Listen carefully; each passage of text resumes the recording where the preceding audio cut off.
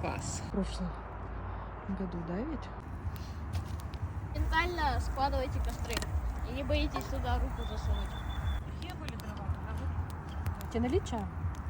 Я уже пару раз обжигалась, мне уже ничего не страшно. Что, бастуешь? Открою вам секрет, что у меня 10х.